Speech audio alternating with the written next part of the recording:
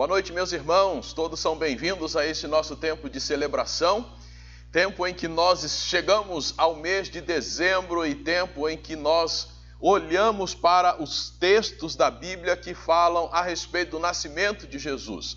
Por isso, hoje nós vamos para Mateus capítulo 1.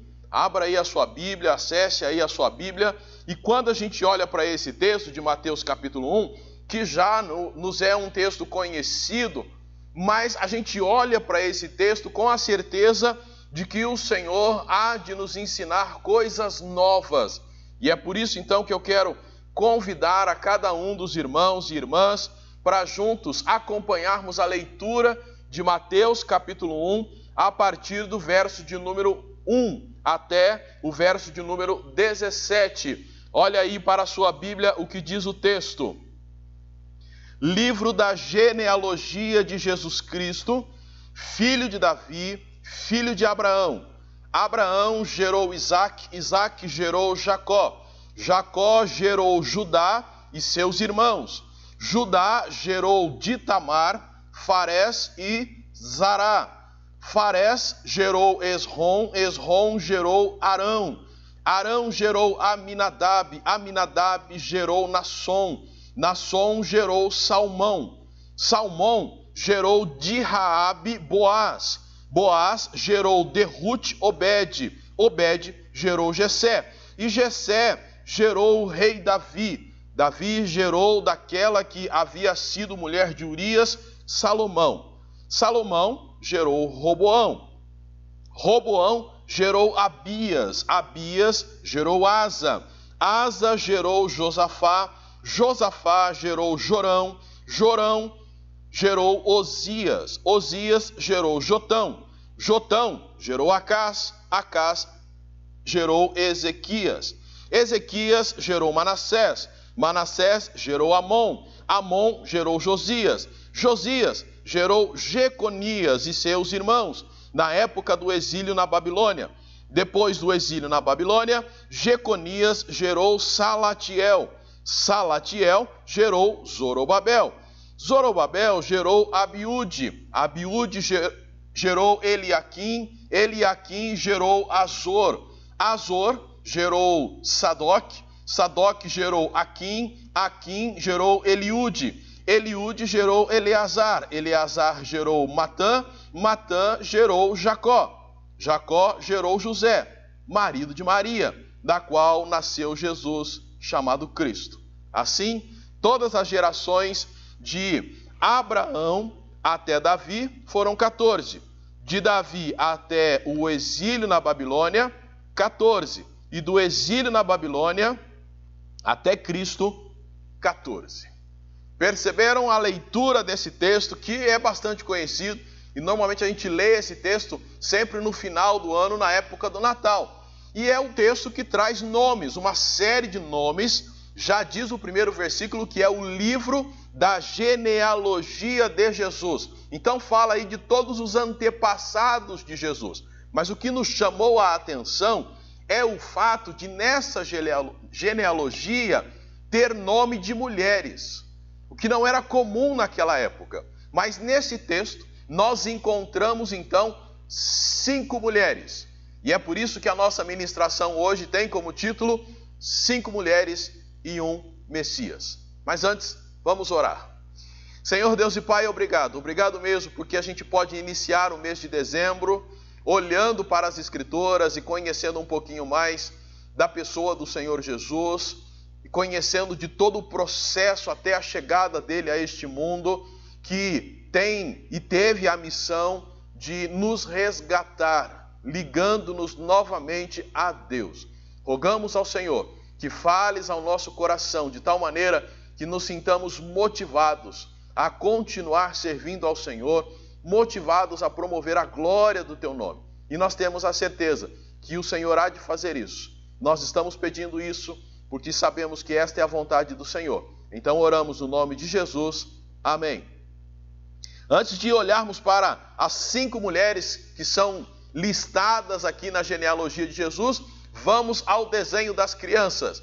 Como o texto está falando de um livro da genealogia, hoje o desenho das crianças será o seguinte: pode deitar a folha num lado da folha você vai desenhar uma espécie de livro com as folhas abertas, tá bom? Então você vai desenhar um livro com as folhas abertas.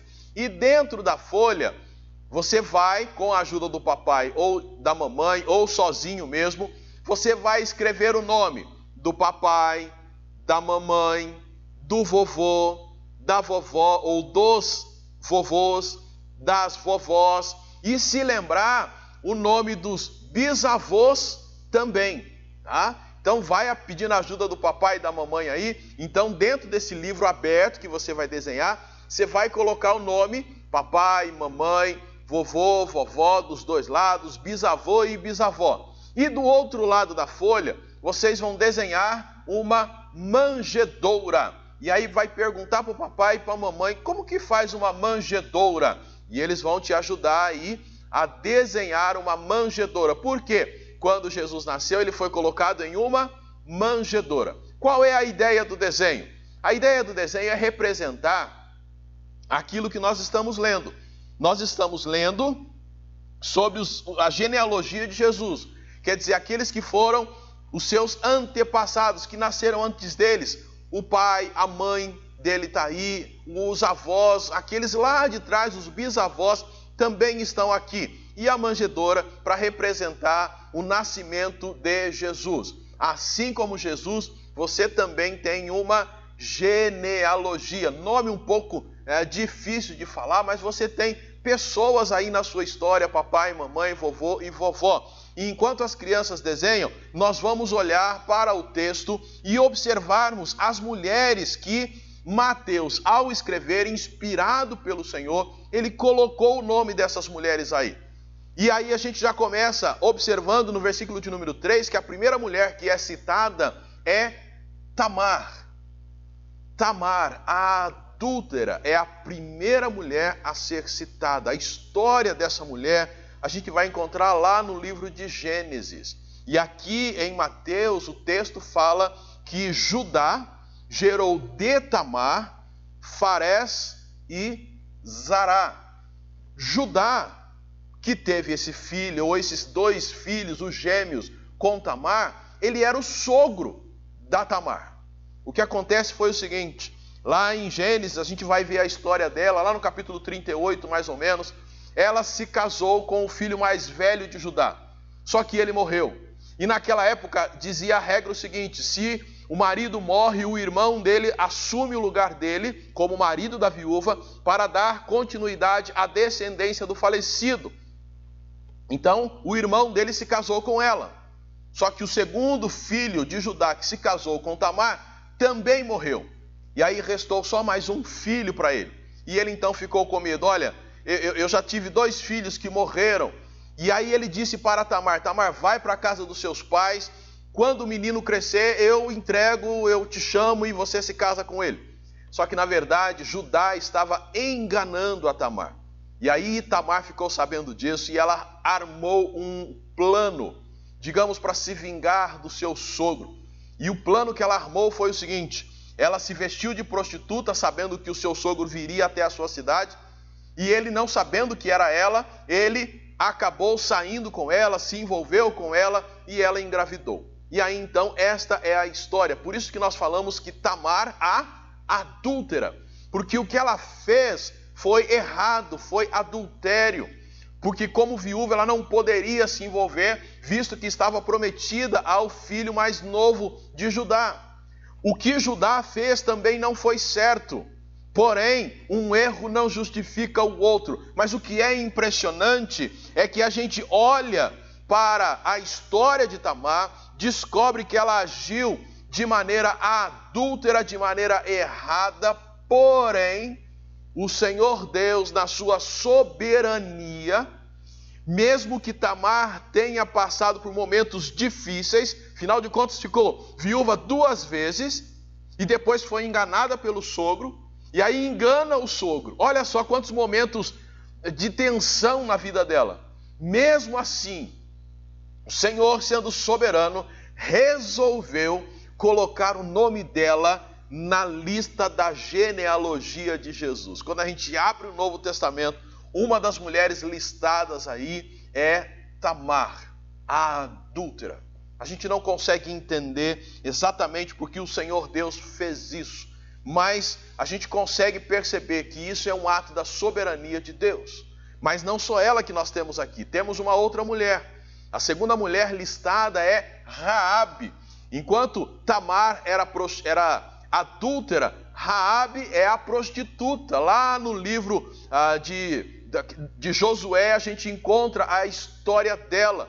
Ela é aquela mulher prostituta que quando os espias entraram lá em Jericó para ver a cidade, ela os escondeu quando eles estavam sendo procurados. Ela guardou esses homens, ela escondeu esses homens para que eles não fossem pegos. E aí então ela fez um pedido para eles. Ela disse assim: olha, quando vocês vierem invadir a cidade, eu peço, por favor, para que vocês possam preservar a vida do meu pai, a vida da minha mãe, a vida dos meus irmãos. Lá em Josué capítulo 2, versos de 8 a 13, aparece isso.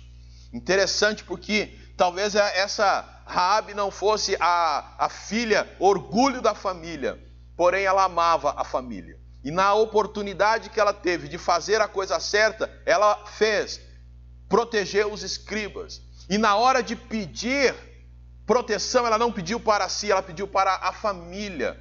Alguém que talvez a família nem gostasse tanto por conta de ser uma prostituta, mas alguém que amava a sua família. E de novo, alguém, assim como Tamar, Raabe é alguém que passou por momentos na sua vida que talvez não tenham sido tão fáceis.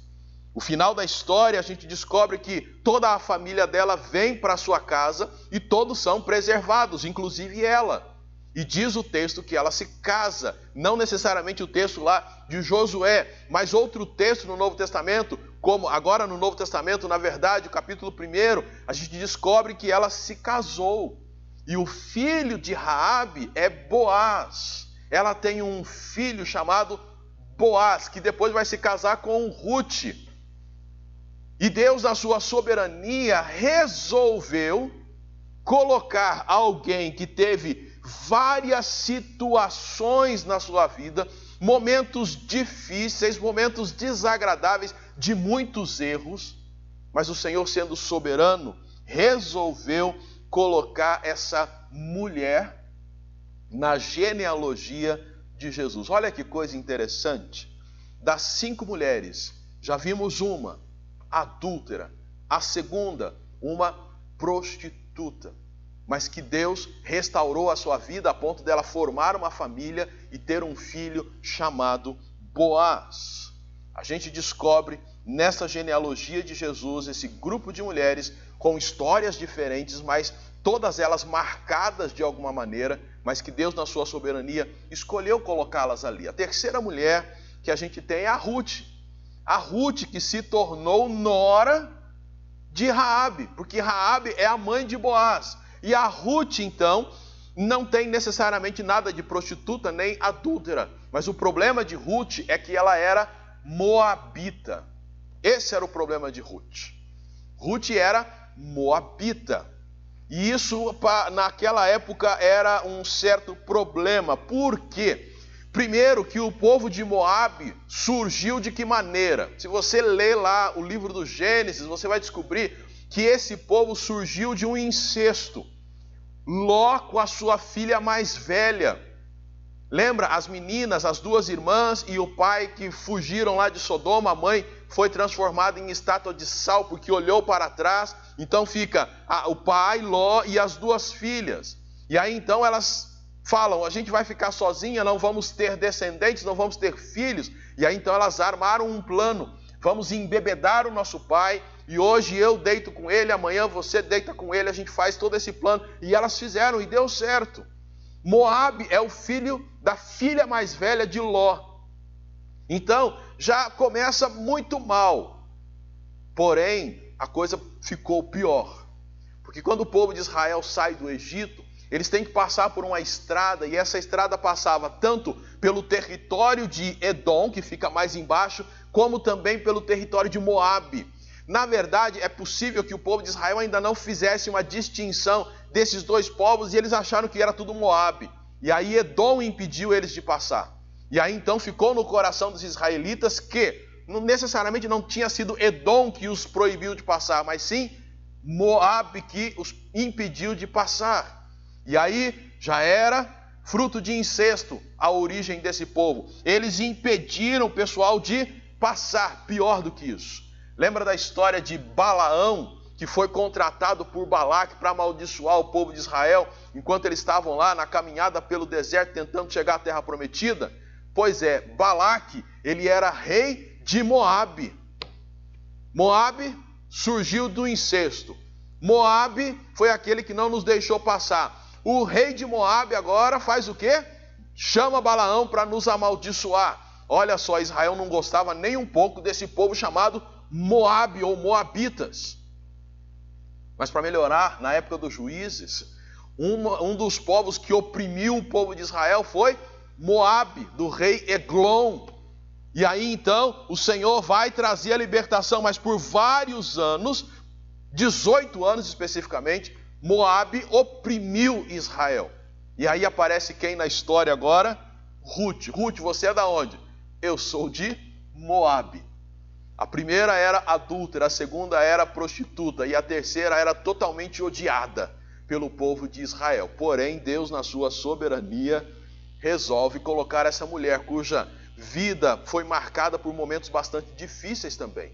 A gente lembra que Ruth, ela se casou com o filho de Elimeleque e Noemi, mas ele morreu, assim como o seu sogro também morreu. A gente vai se lembrar que a Ruth e a sua sogra Noemi voltam para a terra lá de Israel. E aí então, o que acontece? Ela vai trabalhar para ajudar no sustento da casa.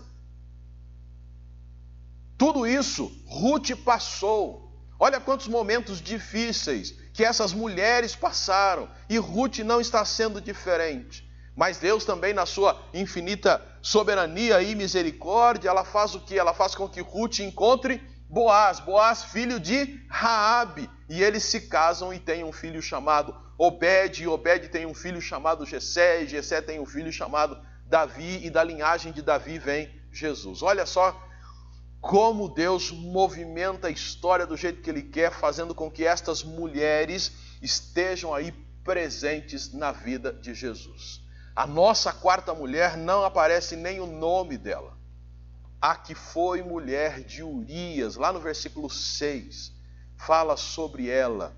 Enquanto Tamar está ali no versículo 3, Raabe está no versículo 5, depois a gente encontra Ruth também no versículo 5, e no versículo 6 nós encontramos esta mulher. O nome dela a gente sabe, é Batseba. E lá no livro de 2 Samuel, capítulo 11, fala para nós que no tempo em que os reis saíam para a guerra, Davi resolveu ficar em casa. E numa das tardes possíveis, ele está lá andando pelo terraço da sua casa e ele vê uma mulher se banhando. E ele então manda chamar essa mulher. Na verdade, ele pergunta quem é. E aí ele é informado que era a Batseba e que ela era mulher de Urias. Mesmo assim, ele manda chamá-lo. Como rei, ele tinha essa autoridade. E o profeta Samuel, quando o povo desejou ter um rei, ele avisou que o rei iria fazer basicamente o que ele quisesse. E o ato de Davi foi, digamos assim, a autoridade de um rei, necessariamente não aprovado por Deus, é claro. Tanto que depois que ele fez toda a situação, trouxe a mulher, se envolveu com ela, ela engravidou, ele tenta consertar a situação, trazendo Urias de volta para que ele pudesse ir para sua casa, se envolver com a sua mulher e falar que o filho era dele, ou pensar que o filho era dele. Mas não deu certo. Tanto não deu certo que a solução final de Davi foi mandar matar Urias. E Urias morre. Olha só que momentos esta mulher viveu.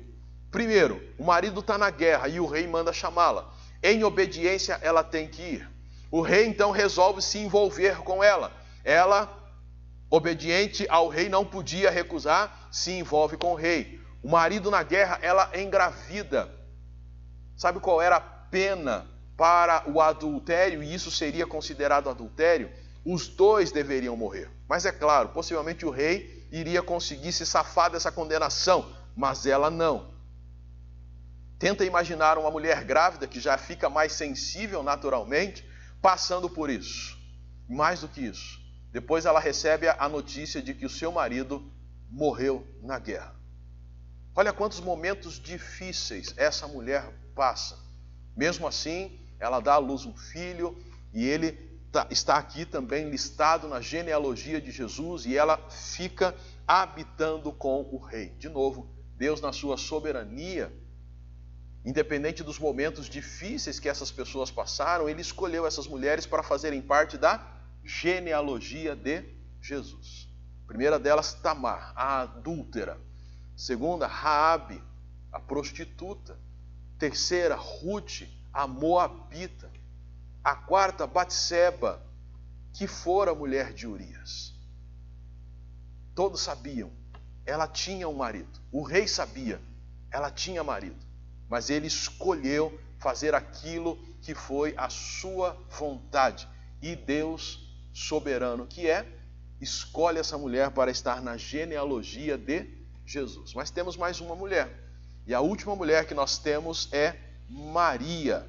Versículo de número 16. Aparece Maria.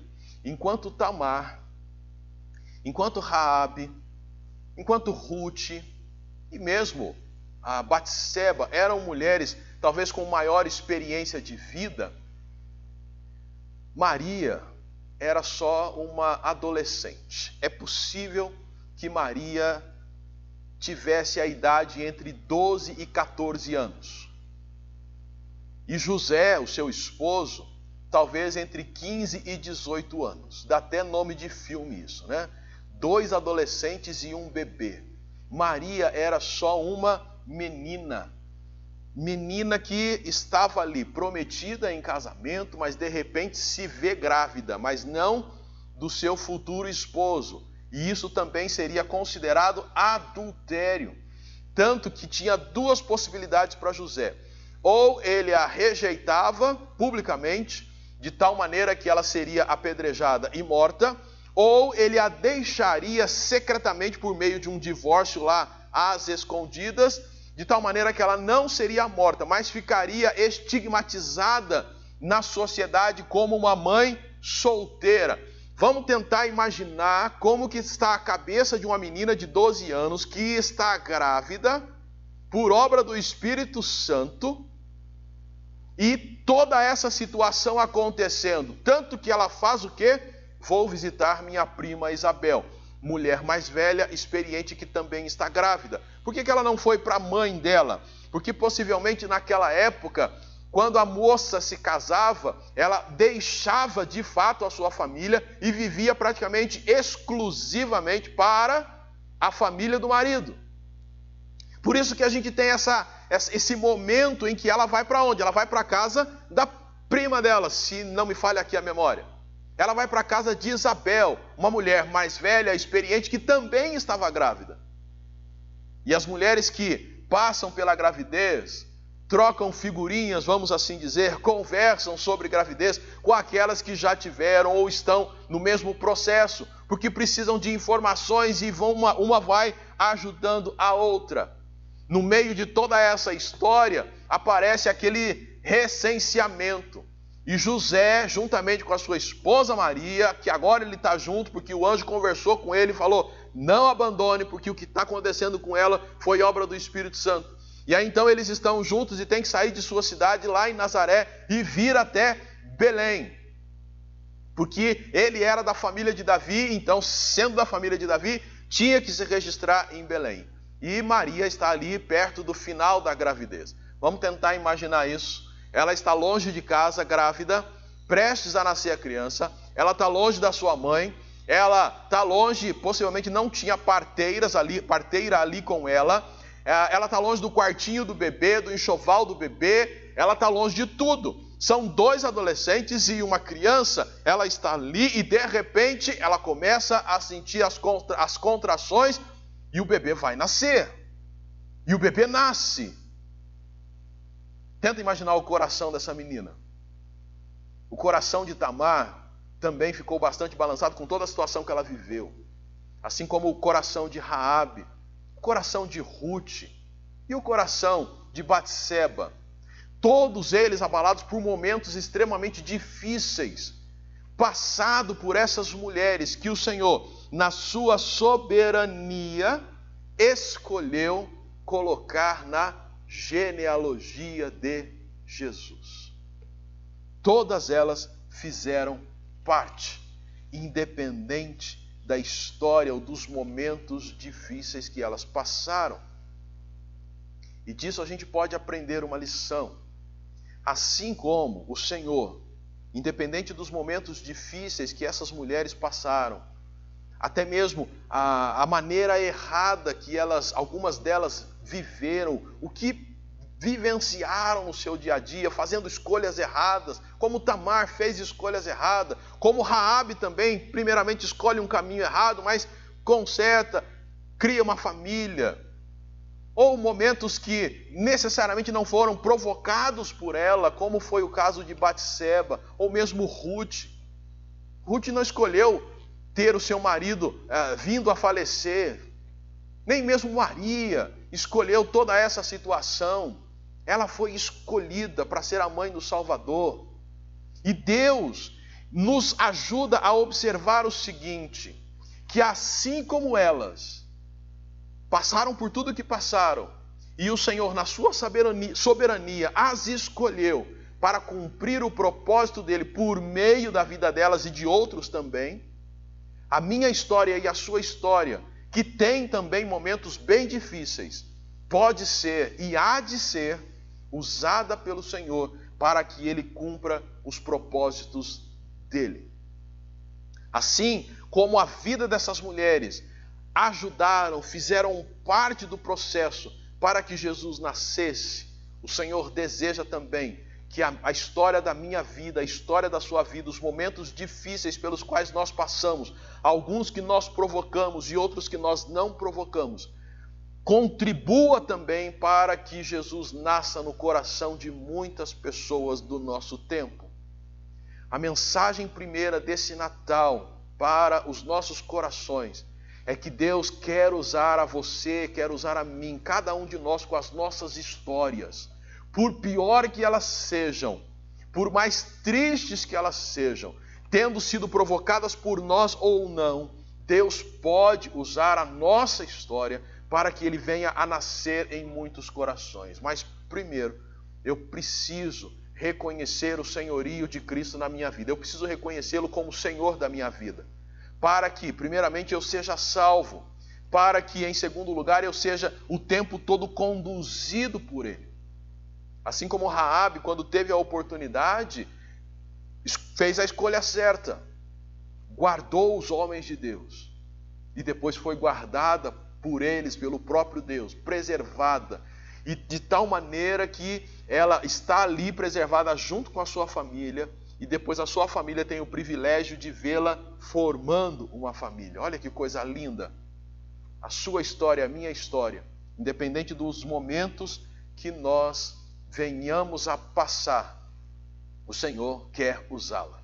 Romanos 8, versículo 28, fala assim: sabemos que Deus faz com que todas as coisas concorram para o bem daqueles que o amam, dos que são chamados segundo o seu propósito. A história da tua vida, talvez não só neste ano, que foi um ano atípico para todos nós, mas a história da tua vida que vem vindo ao longo desses anos, pode ser uma história muito difícil, mas pode ser e com certeza será uma história usada pelo Senhor para que muitos vejam Jesus nascendo em seus corações. A nossa oração é que você entenda isso, se entregue ao Senhor para isso e experimente isso que só o Senhor pode fazer na sua infinita soberania e sabedoria. 5 mulheres e um Messias. Todos nós, com as nossas histórias, sendo usados por Deus para que Cristo nasça em muitos corações. Vamos orar. Senhor Deus e Pai, obrigado. Obrigado porque quando a gente olha para a Tua palavra, vemos que pessoas como nós foram tão úteis nos planos do Senhor. Isso nos anima, nos alegra, porque sabemos também que o Senhor pode nos usar para que os teus planos nesta terra venham a ser concluídos e o teu nome glorificado. Muito obrigado por esta lembrança que o Senhor nos traz nesta noite. Assim oramos, agradecidos no nome de Jesus. Amém. Deus possa abençoar a tua vida e agora nesse nosso tempo de comunhão, que você possa participar por meio do grupo do WhatsApp da igreja, crianças enviando os desenhos, adultos enviando o texto bíblico, um louvor, alguma participação, foto, enfim. Vamos ter o nosso tempo de comunhão por meio do grupo do WhatsApp. Que Deus abençoe a sua vida e uma semana abençoada a todos em nome de Jesus.